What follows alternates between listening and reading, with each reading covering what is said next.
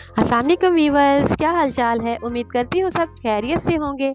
दुआ करती हूँ कि अल्लाह ताला आप सबको अपने हिफ्ज़ो अमान में रखे। प्यारे प्यारे व्यूअर्स, आप देख सकते हैं कि ऑमलेट मैंने कितना मज़े का रेडी किया और इसको सिर्फ 10 मिनट में रेडी किया है।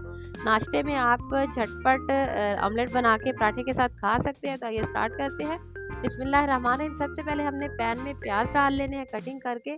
अच्छे से वॉश करने के बाद कटिंग इसकी आप चाहे जिस तरह से मर्जी कर सकते हैं। और साथ ही इसमें मैंने घी डाल दिया, आप चाहे तो इसमें ऑयल भी डाल सकते हैं। और इसको अच्छे से फ्राई करना है मीडियम फ्लेम पे। मेरी नए आने वाले व्यूवर से गुजारिश है कि प्लीज़ मेरे चैनल को लाइक करें, सब्सक्राइब करें, अच्छे अच्छे कमेंट्स करें, फ्रेंड्स और फैमिली में शेयर करें और बेल को प्रेस करना ना भूलें ताकि मेरी आने वाली हर नई वीडियो का नोटिफिकेशन सबसे पहले आपको ही मिल सके। और मेरे पुराने व्यूवर्स का बहुत बहुत शुक्रिया जो मेरी वीडियो को वॉच करते हैं, लाइक करते हैं, कमेंट्स करते हैं। और व्यूअर्स, जैसे इसका कलर चेंज हुआ तो इसमें मैंने हल्दी, नमक, मिर्च ये डालकर थोड़ा सा पानी डाला। इसको अच्छे से भूनने तक पकाना है और साथ ही इसमें टमाटर ऐड कर देना है। टमाटर के छिलके हमने पहले से रिमूव कर लेने हैं।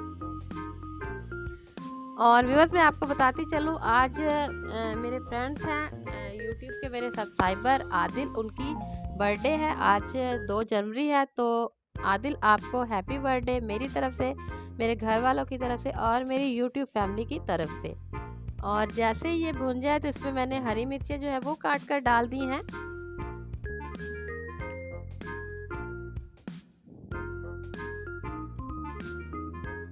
और थोड़ा सा पकाने के बाद इसमें हमने अंडे डाल देने हैं। और अंडे डालकर इसको फ्राई करते हुए आपने थोड़ी सी एहतियात करनी है। अंडे डालते ही आपने इसको चम्मच बिल्कुल भी इस पे नहीं हिलाना, बस थोड़ा सा इसके ऊपर घी डालते जाना है,